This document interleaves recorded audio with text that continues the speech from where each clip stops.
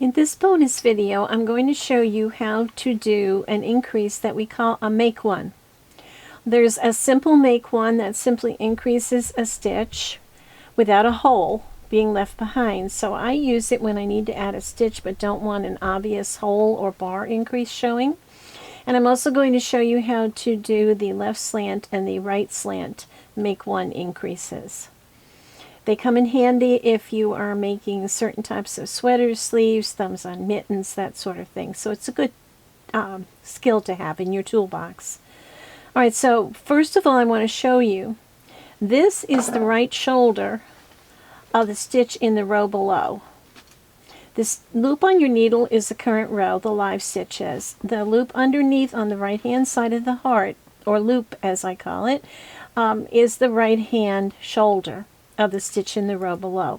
There's lots of times that we use the row below for things. This time I'm only showing you how to do make one increases. The other thing that's used for make one increases is this thread that runs between two stitches. And again, I've marked it with my stitch marker so you can clearly see that is the thread running between two stitches. Alright, so let's take a look now at how we do these make one increases. So I'm going to knit a couple of stitches, so I'm not doing it right on the edge, although you can. I'm going to simply insert my needle or pick up that shoulder, right hand shoulder of the stitch in the row below. I knit it, and then I knit the stitch on the live stitch on the needle. That will result, when you're not using great big needles, in an invisible increase. This is a method that I learned from Elizabeth Zimmerman. It's her no visibility make one increase. Use it a lot. So I can go right in my loop if I want to, and I can knit it, or I can pick it up and put it on my left hand needle, whichever works better. Knit the loop I picked up, knit the stitch. And that's all there is to the invisible make one increase from Elizabeth Zimmerman. Now I'm going to do a left slant. So I come over to this thread, again between the two stitches. I have to get my stitch marker out of the way.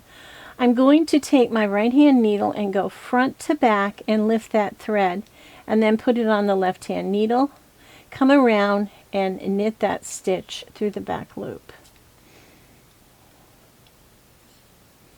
So I'll do that again for you. Pick it up from front to back, put it on the needle, and then knit it through the back loop. And it gives me a left slanting increase, so it's called make one L for left. Now if I want to do it make one right R, make one R, M1R, I can simply take that, I'm going to knit another stitch so I get out of the way here. I'm going to pick it up from the back to the front and put it on my left hand needle and knit it through the front loop.